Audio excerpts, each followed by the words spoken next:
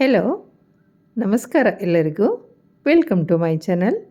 ನಾನಿವತ್ತು ಕೊಂಕಣಿ ಸಮುದಾಯದವರು ಸಾಂಪ್ರದಾಯಿಕವಾಗಿ ಮಾಡುವಂತಹ ಮೊಳಕೆ ಕಟ್ಟಿದ ಹೆಸರು ಕಾಳಿನ ಸಾಂಬಾರ್ ರೆಸಿಪಿಯನ್ನು ನಿಮ್ಮ ಜೊತೆ ಶೇರ್ ಮಾಡ್ಕೊಳ್ತಾ ಇದ್ದೇನೆ.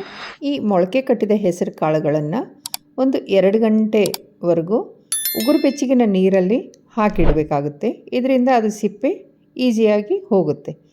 ಈಗ ಅದನ್ನು ಬೇಯಿಸಲಿಕ್ಕೆ ನಾನು ಗ್ಯಾಸ್ ಮೇಲೆ ನೀರನ್ನು ಕಾಯಿಸ್ಲಿಕ್ಕಿಟ್ಟು ಒಂದು ಮಸಾಲೆಯನ್ನು ರೆಡಿ ಮಾಡ್ಕೊಳ್ತಾ ಇದ್ದೇನೆ. ಅದಕ್ಕೆ ನಾನು 1 ಬಟ್ಲು ಕಾಯಿ ತುರಿ ತೊಗೊಂಡಿದ್ದೇನೆ ಮತ್ತು 2 ಸ್ಪೂನಷ್ಟು ಕೊತ್ತಂಬರಿ ಕಾಳು, ಅರ್ಧ ಸ್ಪೂನು ಮೆಂತ್ಯ ಮತ್ತು 1/4 ಸ್ಪೂನು ಸಾಸಿವೆಯನ್ನು ಹಾಕಿದ್ದೇನೆ ಮತ್ತು 5ರಿಂದ 6 ಒಣಮೆಣಸಿನಕಾಯಿಗಳನ್ನು ತೊಗೊಂಡಿದ್ದೇನೆ. ಈಗ ಇದನ್ನು ನಾವು ಹುರ್ಕೋಬೇಕು. ಅದಕ್ಕೆ ನಾನು ಒಂದು ಒಗ್ಗರಣೆ ಸೌಟನ್ನು ಗ್ಯಾಸ್ ಮೇಲೆ ಇಟ್ಕೊಂಡು ಈ ಕೊತ್ತಂಬರಿ ಕಾಳು, ಮೆಂತ್ಯ ಮತ್ತು ಸಾಸಿವೆಯನ್ನು ಹುರಿತಾ ಇದ್ದೇನೆ. ಇದು ಒಂದು ಚೂರು ಕೆಂಪಗೆ ಹುರಿಬೇಕು. ಈ ಸಾಂಬಾರು ಅನ್ನದ ಜೊತೆ, ರೊಟ್ಟಿ ಜೊತೆ ತುಂಬ ಚೆನ್ನಾಗಿರುತ್ತೆ. ನೀವು ಒಂದ್ಸರಿ ಖಂಡಿತವಾಗಲೂ ಟ್ರೈ ಮಾಡಿ. ಈಗ ಇಷ್ಟು ಕೆಂಪಗೆ ಹುರಿದ ನಂತರ ಅದನ್ನು ನಾನು ಒಂದು ಪ್ಲೇಟಿಗೆ ಹಾಕ್ಕೋತಾ ಇದ್ದೇನೆ.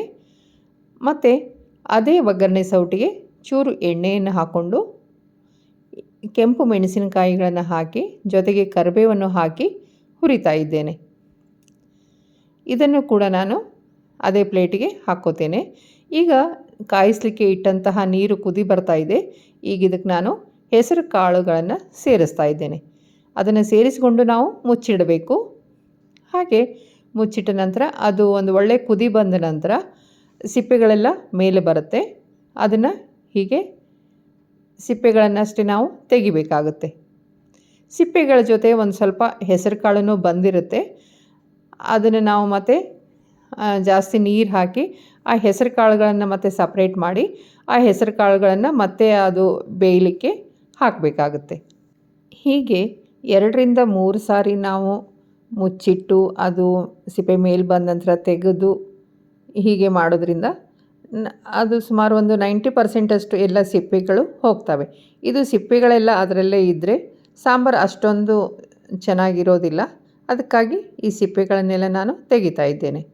ಈಗ ಮಿಕ್ಸರ್ ಜಾರಿಗೆ 1 ಬಟ್ಲು ತೆಂಗಿನ ತುರಿ ಮತ್ತು ನಾವು ಹುರಿದಿಟ್ಕೊಂಡಂತಹ ಕೊತ್ತಂಬರಿ, ಮೆಂತ್ಯ, ಸಾಸಿವೆ ಮತ್ತು ಒಣಮೆಣಸಿನಕಾಯಿ, ಕರಿಬೇವನ್ನು ಹಾಕಿ ಜೊತೆಗೆ ಒಂದು ಸಣ್ಣ ಸ್ಪೂನಿಂದ 1 ಸ್ಪೂನು ಅರಿಶಿಣವನ್ನು ಸೇರಿಸಿ ನಾನು ಮಸಾಲೆಯನ್ನು ರುಬ್ಕೊಂಡಿದ್ದೇನೆ. ಈಗ ನಮ್ಮ ಹೆಸರು ಕಾಳು ಇಷ್ಟು ಬೆಂದಿದೆ. ಇದಕ್ಕೆ ನಾನು ಟೊಮೆಟೊ ಹಣ್ಣನ್ನು ಸೇರಿಸ್ತಾ ಇದ್ದೇನೆ. ಅದನ್ನು ನಾನು ಸಣ್ಣದಾಗಿ ಕಟ್ ಮಾಡ್ಕೊಂಡಿದ್ದೇನೆ. ಇದಕ್ಕೆ ನಾನು 2 ಟೊಮೆಟೊ ಸೇರಿಸಿದ್ದೇನೆ. ಹಾಗೆ 2 ಹಸಿಮೆಣಸಿನಕಾಯಿಯನ್ನು ಕಟ್ ಮಾಡಿ ಹಾಕಿದ್ದೇನೆ. ಈಗ ಅದಕ್ಕೆ ನಾನು ಉಪ್ಪು ಮತ್ತು ಬೆಲ್ಲವನ್ನು ಹಾಕಿ ಅದನ್ನು ಮತ್ತೆ 5 ನಿಮಿಷ ಮುಚ್ಚಿಟ್ಟು ಬೇಯಿಸ್ತೇನೆ. ಇದಕ್ಕೆ ನೀವು ಬೇಕಿದ್ದರೆ ತರಕಾರಿ ಹೋಳುಗಳನ್ನು ಸೇರಿಸಬಹುದು.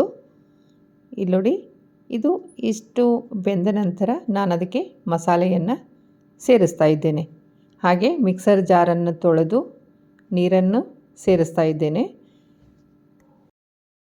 ಈಗ ಒಂದು ತಟ್ಟೆಯಲ್ಲಿ ನಾನು ಈರುಳ್ಳಿ, ನಂತರ ಸ್ವಲ್ಪ ಕಾಯಿ ತುರಿ, ಒಂಚೂರು ಕರಿಬೇವು, ಕೊತ್ತಂಬರಿ, ಚೂರು ಎಣ್ಣೆ ಹಾಕಿ ಅದನ್ನು ಚೆನ್ನಾಗಿ ಕಲಸಿ ಈ ಸಾಂಬಾರಿಗೆ ಸೇರಿಸ್ತಾ ಇದ್ದೇನೆ. ಹೀಗೆ ನಾವು ಸೇರಿಸೋದ್ರಿಂದ ಸಾಂಬಾರಿಗೆ ಒಂದು ಒಳ್ಳೆಯ ಪರಿಮಳ ಬರುತ್ತೆ. ಇಲ್ಲಿ ನೋಡಿ, ಈಗ ನಮ್ಮ ಸಾಂಬಾರು ಕುದೀತಾ ಇದೆ.